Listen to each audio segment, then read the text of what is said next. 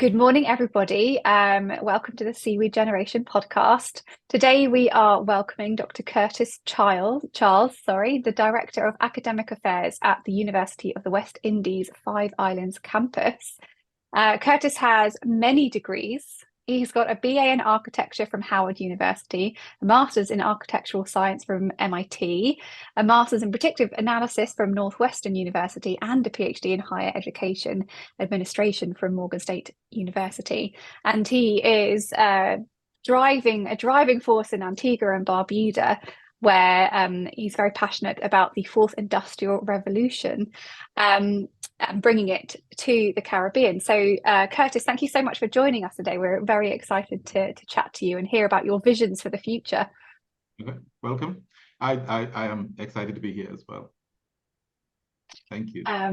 Amazing. Well, I guess let's start with the fourth industrial revolution. Tell us more about that and where you see large ocean states like Antigua and Barbuda playing a role.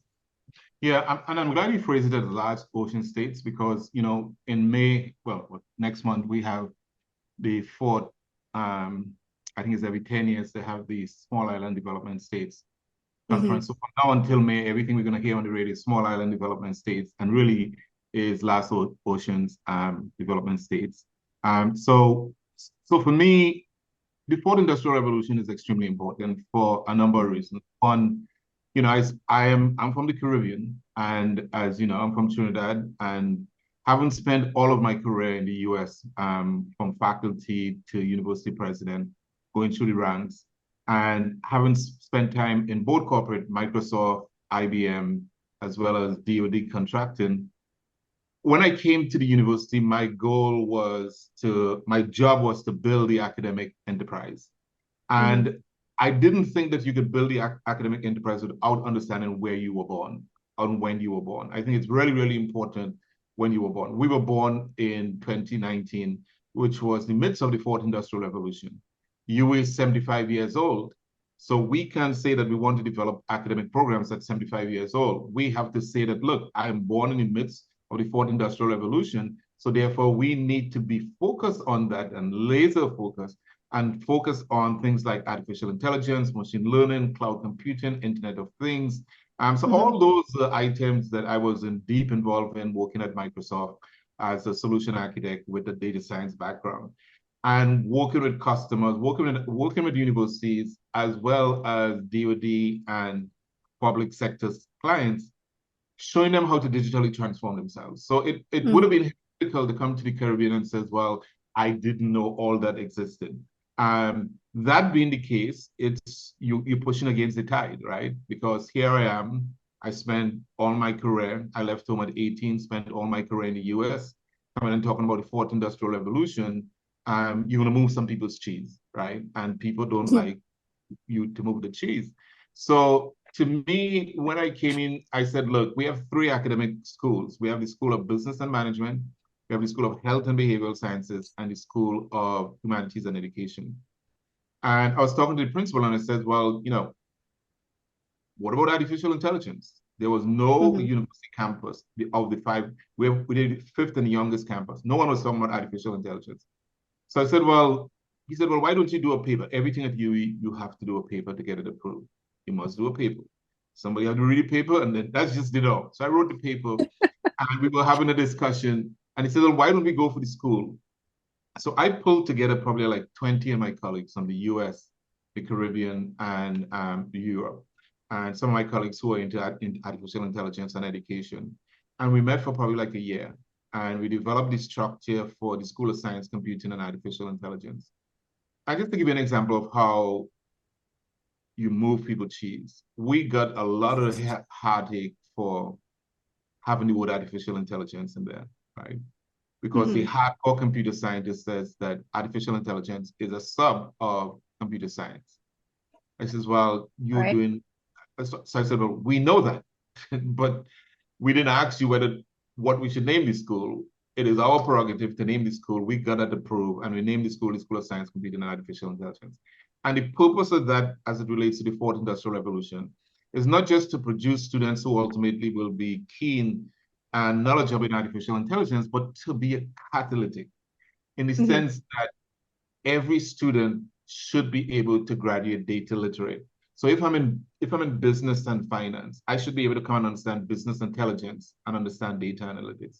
If I'm in education, in order to be effective, I must understand sentiment analysis. How are my students doing? Whether they come, they go, what type of behavior? So I could now do precision education for Johnny or Mary who need that. And then if you in health and behavioral sciences, you must come and understand health informatics. Now, none of that is happening, and none of that was being discussed on any one of the campuses in the way we just discussed it. So the idea of this school, it started off in 2019. The campus opened in 2019. Business was the largest school, then nursing, and I think then education. Right now, SASCI, as we call it, short for School of Science, Computer, and Artificial Intelligence, is the second largest school behind business. So the growth has been exceptional. And what we are trying to do with SASCI as well is also add a sort of like oxymoron, right? So in most universities, it's more female than male. Our institution is probably like 90, probably close to 90, 85 to 90% female. The only school where there's more male than female is the School of Science, Computing, and Artificial Intelligence. And we must change that because in computer science, for probably like the last 40 years, less than 25% female students graduate. And I was reading an article funny on LinkedIn recently. I think it was 2 days ago, and I sent to one of our students. And I said, look, programming was led by female initially because men saw it as a female thing to do, right? And then computer science, and they get smart, and then they dominated it, and it's basically the female have been pushed off. But I think it's good for our female students to understand the history that this was a domain that they own. It's not a domain to be afraid of. And let's see if we could get more females. So we are in the business of also trying to recruit more female students. So in terms of the fourth industrial revolution and where this school is positioned, that gives us a real advantage. And I was telling someone yesterday in an interview, it reminds me of what we're doing, especially with the conference of President Barack's book, The Audacity of Hope, right? And you have to think of one of the largest schools of 18,000 or 17,000, the audacity of these guys. They just came on the block in 2019, and here they're talking about artificial intelligence, and we have been around for 75 years. And I think we have an opportunity to lead the discussion within the UE. So for the conference, we have accepted 80 papers so far, and I think 65% of those papers are from UE campuses. So at least they will be there to lead the discussion in different aspects and different fields. So I'm truly passionate about the fourth, and actually I talk more about the fifth industrial revolution because the fourth industrial revolution is sort of sunsetting, and the fifth industrial revolution is how do humans work with technology of the fourth industrial revolution. So one of our biggest conversation on campus is throughout the 5 campuses is what is ChatGPT, what is generative AI, and the conversation is more about whether students could cheat. And I try to tell them, I said, students can cheat since Noah was in the ark, right? I mean, people have been cheating. So it's the wrong conversation to have, the right conversation to have. How does generative AI serve as a force multiplier for our students to accelerate the learning? And that's where I think the discussion. I love that. So just to be totally clear, you mentioned the conference. Do you want to talk a bit more about that and what's going on in Antigua this year?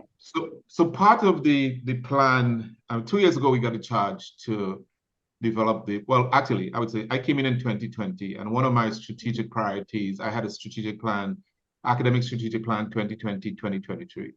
So in 2023, we were supposed to start planning the conference, which is it's the Caribbean's first AI research conference, right? And it's really reimagining the digital transformation of the Caribbean in an age of AI and the fifth industrial revolution.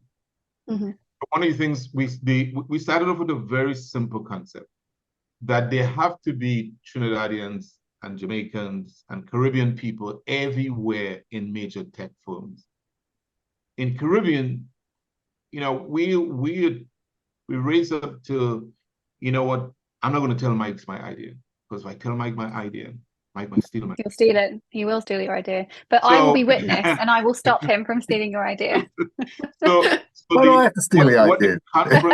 And what that happens is that we end up operating in silos. So we are good in different places. So the idea of this is, could we bring all those experts together in one place over 2 days, 3 days, and really talk about how do we roadmap the future of the Caribbean. So 2 of the 4 keynote speakers, one is Danielle Belgrave, who is in England, and she is recently the Vice President of Artificial Intelligence and Machine Learning for GlaxoSmithKline, right? One of the largest drug companies in the world. It so happens that we also just finished designing one of the first generative pharmacy program, which is using artificial intelligence and machine learning to create new drugs, and which is something I would like to talk to you all about, because drugs are not only above the ocean, it's also there are elements below the ocean that you could create great drugs. And then the other keynote speaker is the Vice President of Edge Computing and Automation at IBM Research.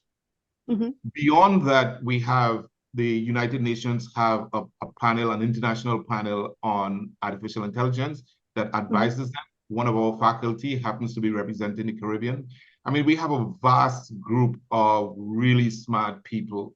And what I tell folks is that this is not a conference that you put on the air and anybody hear it and say, maybe I'll drop in. No, this is a conference where you roll up your sleeve and you said, look, how could we collaborate? And think about the network. I mean, think about sargassum, right? So on your panel, there's also somebody in Barbados who's looking at sargassum and rum. How do you make rum from sargassum? I mean, I'm just thinking about that conversation that you all going to have either before or after, that basically expands both of you all. So the idea here is, how could we collaborate to transform the Caribbean? Because when we look at, for example, smart cities of the future, our cities are bad. Right? I mean, and by 2050, there are 2 major things that's going to happen. 60% of the world's population is going to be living in cities. And in terms of food insecurity, the world has to produce 70% more food to feed its population by 2050. That is not going to happen without the help of technology. So what we're doing is that we're addressing some of the wicked challenges, include climate change. But we're not looking at climate change as the policymakers look at it. We're looking at climate change as it impacts health. Because if we can't do anything about climate change, really, in the Caribbean and small islands, but we could adapt to it. So the idea is, how do we adapt to climate change, right? Yeah. Because Europe and Canada and North America, with all their big industries polluting the air, we can't do anything. We could only adapt to it and be agile and resilient. So how does this conversation change from what it has been before, which is just climate change? We want to adapt. Right. So let's take it into the ocean. So you're Antigua and Barbuda and much of the Caribbean. There is a tremendous amount of ocean space in all of those jurisdictions. So as large ocean states, what role do you think the oceans have to play in resilience for the future? And generally, what are your thoughts around where this might go? Yeah, one of the things I'm going to do after this, I'm going to send you a clip I did for a conference 2 years ago on the ocean. I'm hugely passionate about the ocean. The ocean collects probably 90% of the greenhouse gases. So without the ocean, we're going to roast, right? So if we know, but I don't think people know that. And I don't think people know the effect of greenhouse gases and the impact, because if they know that, they will take good care of the ocean. They wouldn't dump trash in the ocean. They wouldn't basically do the things that they do in the ocean. So to me, how we are caretakers of the environment, and how you have all these organizations looking at the environment outside the ocean, I think we need to bring that movement to protect the ocean itself. We have these large ocean spaces, and it seems as though it's just there, it exists. And we don't think it's going to go away, right? So we don't pay the particular care about it. So for example, I think that any university like ours, for example, we need to have an oceanography program, and we have the Center of Excellence for Oceanography and the Blue Economy, and that needs to ramp up. We just hired a director who's going to start in August, coming from Europe, an Antiguan, brilliant young man whose work is in nanotechnology. So he's going to lead that effort and expand, partner with folks like yourself, so we could really dive into that. But beyond the center, what I always say is that you cannot have a center of excellence without having the academics behind it. So we have to now think is that if we have a center of excellence of oceanography and blue economy, what are the academic programs that feed into that? Or what are the academic programs that we create? So for example, when Mike deal with his MPhil and PhD students, it also expands Mike's research. He has a resource to do that, but we also build in a different intellectual capital in terms of those. So that's the next thing that's going to come after the center. You know, and when I remember one of the first discussion I had with Mike, there were a couple of guys who we were looking to get money from. And the first thing I said is anybody thinking about the analytics of the ocean, right? Because as a data scientist, I'm thinking that there's so many sensors in the ocean. Who's collecting that data? Who's analyzing that data? Who's looking at trends and patterns and movements? Where is that data going of all those sensors I see in the ocean? So I think I think when I think about ocean, and I think about an interdisciplinary approach to how we do it, not necessarily the policy force, but how do we bring in educators? How do we bring in data scientists? How do we bring computer scientists? And how would we really roll up our sleeves and say, how are we going to be caretakers of this ocean that's protecting us? I guess that's the key thing about the blue economy, though, and sort of bringing in AI, that it all comes down to, AI is only as intelligent as the data it's learning off. The problem is there's a real lack of relevant data around large ocean states. The data in the database is all sort of biased towards the larger, richer countries. And that's what we need to do something about as well, if sort of the blue economy is going to develop across the Caribbean as well. Yeah. I am we have like 5 or 6 research units, research clusters. So I lead in the research cluster for generative AI for good. And there are 4 of us. And we don't want to expand right now. We're probably going to expand in the next year or so. But what we're really focusing on is exactly that. What is the data, right?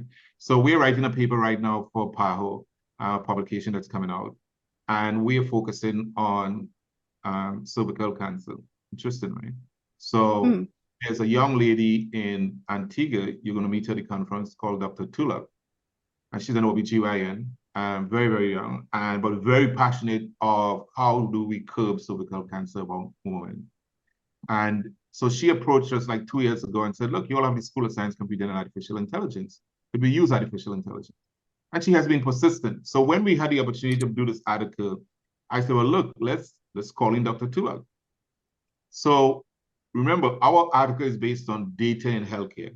The same challenge that you talked about, Mike, is the same challenge we have with data. There isn't a dearth of data. So what I told him, I said, let's look at data differently.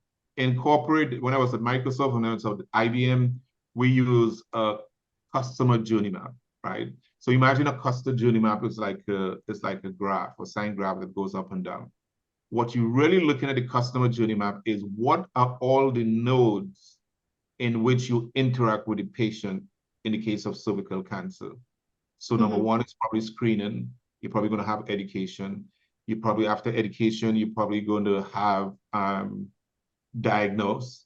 And after diagnose, you're probably going to have treatment. Now, if you think about each one of what I just talked about, and that's just an example, all that data you collect then could stream into a data lake. Now we could run algorithms on the women that we screen to see what's the patterns and trends and behaviors of those women that we screen. And that could then feed into the types of treatment that based on the treatment data. So it's all about connecting the dots or the nodes along the journey map and run that into a reservoir of connected data lakes that now we can see behavior and pattern and trends. So it's a different approach to looking at data, but it's one that we know that people collect. So we just need to figure out where those data points are, collect those data, put it on the journey map, and then begin to train folks on a different way of collecting data, because the data is not collected. And you're absolutely right. We did a competition 2 years ago on AI and climate change, and we had to go to NOAA and we had to go to NASA to get data, because obviously they're collecting data on the Caribbean as well. So it's a cultural change. I mean, all this is a cultural change. I'm going to ask a cheeky question, Curtis. Yeah. So, here we go. With all this data and technology, I mean, Antigua is one of the most beautiful countries in the world, right? We're not. That's. Do you think that we're going to lose our connection with the natural environment because we're interfacing with it via technology, and we're not getting our feet wet by walking along the beach anymore? No, because I think I don't think we would ever reach a point let me say, I hope we don't ever reach a point where we're so dependent on technology. And that's why I think the fifth industrial revolution is so important, because it's how people interact with technology. So I think we always have to wet our feet. We have to go into the ocean. We have to explore and use the technology as a force multiplier to get to the solutions that we want. I'm big on data-driven decisions, right? How do you make decisions? Where's the evidence that you collect? And when you think about data science, it's very much like a judge, right? You go in front of a judge. The judge says, well, you say I plead not guilty. The judge says, okay, if you plead not guilty, where's the evidence that shows that you're not guilty? If you can't produce the evidence, then you're guilty, right? So resources is kind of like that. If you think about the ocean, Hang on, Curtis. and we go to the government, Whoa. the government says, you go to the government says, okay, we think that sargassum is a major problem in Antigua, and it is. I mean, last season it was really bad. So the government is not going to say, well, I'm going to give you money to do that. You will come with a solution and says, look, based on our solution, we think this is how we could solve this problem. Then the government will say, okay, based on this evidence, then we think we could, and you partner with the university, then we could fund that. So it's always evidence-based, and evidence-based based on data. What is the data that you have that could make it convincing? So do you think it's a bit of a chicken and egg situation a lot of the time, though, which sort of freezes governments into inaction when they don't have the data to make an informed decision, so they can't act on anything? Yeah. And they haven't got the data to make a decision, to go and get the data that they need to make a decision. Yeah. As it relates to that, I am very passionate about the function of a university, right? So most of my time in the university in the US was spent on state universities supported by the state. And I believe that if the state supports you, then you need to solve the state's problems, right? We have 5 campuses at UWI. 4 of the campuses are supported by 17 governments within the region. We don't have time to go in why that is. But we are the only university that's supported by 1 government, right? I mean, that's extraordinary. I mean, what side of the political aisle you're on, this prime minister put his entire reputation on standing up this university with 174 students from the community college, which is close to 1,000 students right now, just in 4 years. So how do they get the data to make the decision? We should be the go-to consultant. So I'll tell you, the last time I briefed cabinet, the prime minister says, look, we need to upgrade the data laws. So we could help you with that. He said, we need to be a data-driven decision. I want to be able to go in, log in, see a dashboard of what Ministry of Works is doing or what health is doing. I said, we could help you with that. So in terms of the data for government, we should be their partner to help them. My grandmother always used to do this. You know what that means? No. What is this? You had to be Caribbean to do that. And then she would say, one hand cannot clap, right? So we can't expect this government to just support us and not be there at a call or a beacon to assist them. We shouldn't be waiting for them, as a matter of fact. Based on what you just said, Mike, we shouldn't be waiting for them to ask us whether they have the data or not. We should be proactive in saying that, look, you stood up a Ministry of Oceanography and the Blue Economy. How could we help you? And that shouldn't be waiting on a director to come. I mean, but the director has been coming for 2 years, right? We had different instances why that happened. But between that time, and that's why you need the academic piece, because our faculty and all faculty always have to do research. So you could do research on becoming a data-driven government or do research on healthcare. We created for a grant last year, we created a grant on a platform, an interoperability platform Because the idea, many of the places where a lot of people died with COVID was lack of interoperability, right? So even in the hospital here, there are three or four different IT systems not talking to each other. If those IT systems in the hospital alone were talking to each other, they will know who needs PPP where, and they could go into the database. Now multiply that by the whole country and clinics all over. If these people are not talking to each other, more people are dying. So one of the things I offer the Ministry of Health is that so you could use that because we created it. So we can't stand as researchers and say that we don't have the data. We have to help the organizations develop a culture of data so that we could use that data and help them. Curtis, this has been an incredibly interesting conversation. Thank you so much for sharing. I'm just going to ask you one last question to wrap this up, and I could probably try and guess your answer or some of it, but we'll let you go. So, if there is one thing that gives you hope for the future of the Caribbean, Antigua and Barbuda, for humanity itself, what is that? Yeah, that's a great question. So, and actually, I like to end my interviews with this piece that follows, but your question falls so deeply into that. I mean, I'm driven by the will of people, right? Listen, you know the same system we have in the Caribbean. I was a young man at 11 that had to sit common entrance, and I failed common entrance, right? So you're looking at someone who failed common entrance, never had the opportunity to go to high school and reach the heights of a president. I mean, for me, I have to tell you, when the announcement of who passed and failed, they didn't even have the courtesy to call me by my name. They called me by my father's name. Everybody knew my father as Slappy.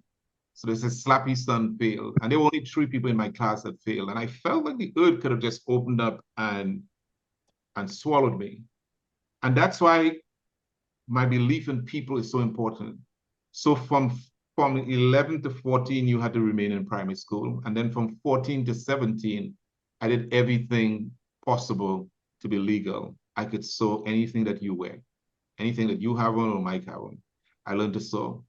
And at 17, it's amazing that you and Mike are on this call.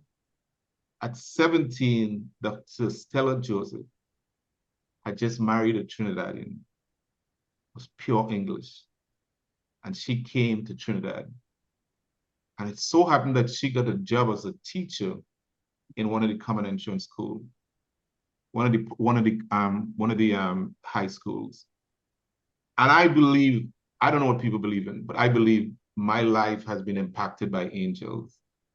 I think Stella was probably one of the first angels. Stella came to pick me up a Sunday evening because I was involved in a youth group. And there was something called Assembly 77. The last revival of the Catholic Church was in Assembly 77. I was a Catholic then. So this woman came to pick me up a Sunday evening. I had never seen this white woman in my life. I mean, you don't see much white people in Trinidad who you come close to. Most people who are French Creole, I mean, they live in the posh areas. And it was weird, within seconds of the discussion, you know, she asked me about school and stuff. I told her I failed common entrance. She said, would you like to go to evening classes? And that was the first time that people who had failed high school, Trinidad, was paying for them to go in the evening. This woman came to pick me up the following Monday. I tell Stella all the time that I would not be where I am if it wasn't for her. And she always says, you know, Curtis, that you probably would make it anyway. But no, I think God puts people in your life for purpose and for reason. And I hadn't seen Stella for years. And when I became the president of Tiffin University, the first person I called for my installation was for Stella to be there. And to be able to look down and see her was really important. So when Stella gave me the opportunity to go to evening classes, I'm one of 7. I had no money to pay for evening classes, no money for books. I would put a pickaxe on my shoulder, put a tall rubber boots and walk 2 miles and dig ditches in order to pay for the evening classes. Then when I had to pay for books, I would paint those white or yellow lines that separated roads with cars going on either side in the hot sun in Trinidad so I could pay for the books. I was 17 years old then. I got the equivalent doing London exam. It is so amazing that we have a discussion. It is a blow, man. but I was doing the London exam instead of the normal exam. So the London exam is in January. So in 2 years, I had the 7 subjects. I passed the 7 subjects, including additional maths, in order to get accepted to a US university. I got accepted to University of Miami, Ohio State, the Ohio State University, where my daughter is doing her PhD in chemistry. Washington State University and Howard University. I chose Howard because Dr. Eric Williams went to Howard. I chose Howard because it's the Mecca. It's home for me. I went to 4 universities, as you said, but Howard will always be home. Somebody asked me, would you like to retire? Would you like your last job after this to be at Howard? I would love to be at Howard. It's really the Mecca. So I know what I am supposed to do in my life, right? A lot of people don't know what's the calling, but my calling is to educate young people who are disenfranchised like myself. So I was never interested in working at UWI. I was never. I don't know where this podcast is going to go. But in growing up, right, in the Caribbean, the people who I knew went to UWI was the bourgeois Black folks, right, who couldn't associate with me. The students in Antigua are first generation. Nobody in the household went to college. I could associate with them. They are poor, even though our tuition is low. 95% of our students are on tuition, and they're working. That is who I want to elevate. Because when you pass A-levels, right, I mean, you're going to be successful anyway. You spend 2 years and you have A-level, you're going to be successful. So St. Augustine and Mona only accepts A-level students, right? I think they have N1 in Trinidad for engineering. So whether you go to England or you go to university in the West Indies or you go to the US, you are not going to fail if you did A-levels. But if you have a 4 in English or a 5 in something that you fail, what I want to be able to do is to use my testimony to inspire you so that you could move forward. And I have to tell you, the most satisfying thing in my life has been teaching students, giving them opportunities. Thousands of students have passed, and every time, every opportunity, I ask them one question when I start, and they look stunned. I said, who never went to high school in this room? And they look at me like if I'm stupid. But it is an in for me to let them know that if I fail common entrance, never went to high school, and have been blessed to be a faculty, a department head, a dean, a university president, work at Microsoft and work at IBM and work for the DoD contracting, you have no excuse. But in the same breath, I tell them, it's not going to be easy. I mean, it's not going to be easy because in Trinidad, we say you have to have bad mind. Say, man, you have bad mind. So you have to have, in Jamaica, they say you have gumshoe. And in some other islands, it says some anatomy that I can't really say here, but they say you have that. You have that, and that is what drives you. So I'm passionate about my calling. Keep moving that cheese, Curtis. Yes. We believe in you. Amazing. Thank you so much. This has been such a wonderful, wonderful chat. And we'll put links up to the conference so that our 3 listeners can come and take part. And I would love to get the link for this as well. Of course, yeah. we will link you to that. Brilliant. Well, thank you so much, and thank you for listening, everyone. We will be back soon with our next amazing guest. Bye, Curtis. Bye. Thanks. Thanks, Curtis.